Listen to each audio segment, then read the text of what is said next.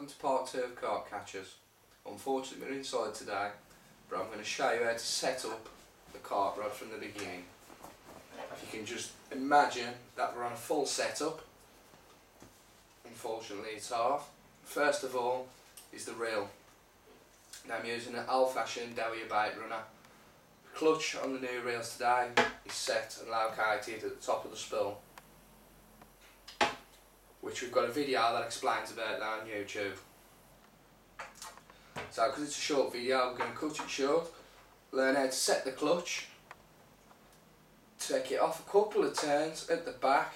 The idea of this is to give the fish, as you can see,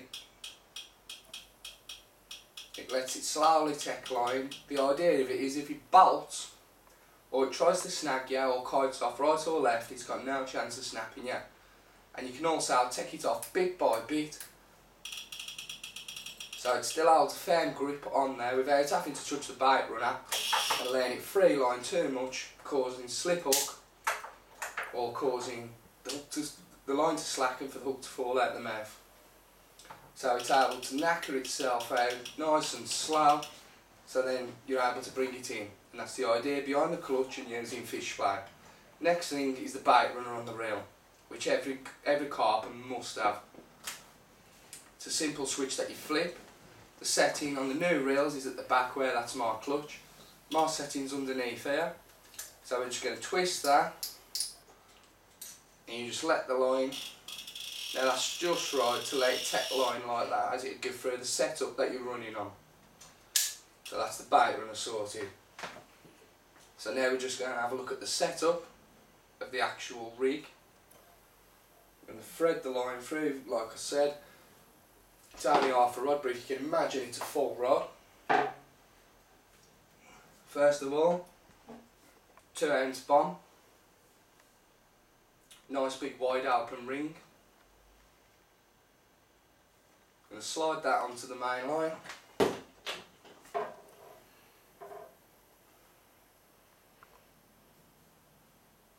As you can see, with its big open ring, it's able to slide from right to left. Next is a stop bead, another item you can pick up from any local tackle shop. You can get them in rubber or plastic, small or large. I prefer rubber. I use small and large, as the rubber takes a good rebound off a heavy lead when it hits into it. Plastic I had a shatter on me before, so I do suggest rubber. Now we're going to take the hair rig, if you've watched video 1, hair rig that we made, and we're going to do the same knot as we've done to tie the hook link to the swivel. We're going to now use the same knot to tie the main line to the swivel on the hair rig.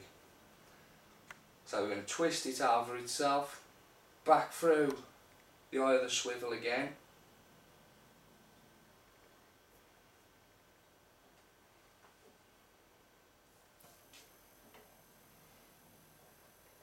Pinch it with our fingers, 5 turns over the main line itself again.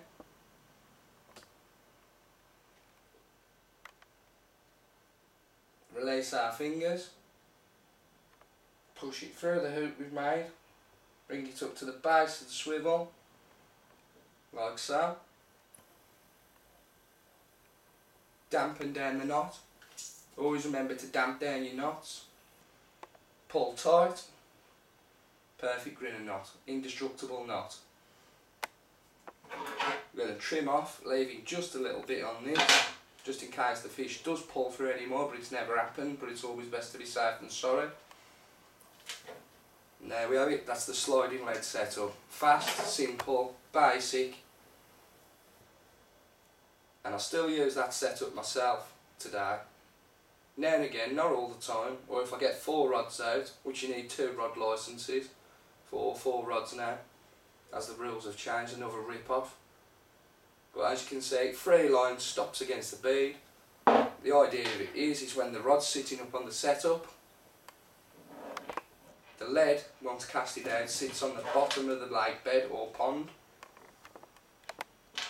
the fish able to take the free offering on the hair, gets hooked, and it runs through the lead, leaving the lead sitting there still until a point where it'll kite off right or left, the lead will snag and the hook will be impaled with the actual hook itself. Very effective rig, try it, it will work. And one more other thing, try never ever to use match tackle. It's too light. The carp, if they want to snap it, they will snap it. You see people with match gear getting snapped all the time. You see people with tied on leads. This is why I'm showing you this simple setup. It's a lot quicker than tying your lead on for a start.